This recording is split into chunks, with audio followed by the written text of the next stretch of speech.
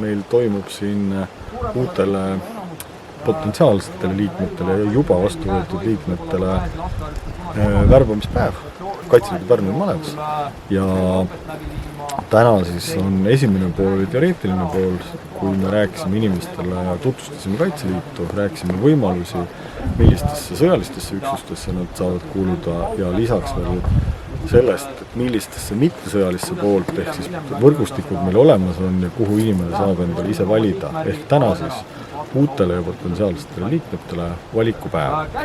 Momendil oleme lasketiirus, kus siis inimesed saavad, kellel on huvi, tutvuda nii relvadega kui ka ise proovida lasta relva. Ehk tiiru laskmine.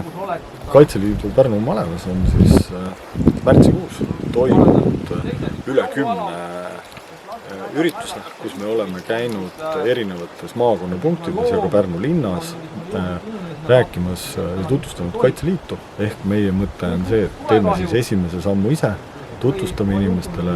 Täna siis toimub siin teine samm, kus inimesed saavad siis reaalselt tulevad kohale ja näevad ise ja näitavad ennast, et neil jätkuvalt huvi on olemas.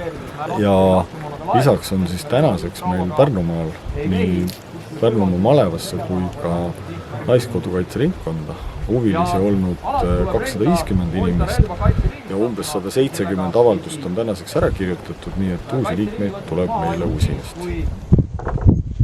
Pikalt ei vajuta, rahulikult, vaikselt.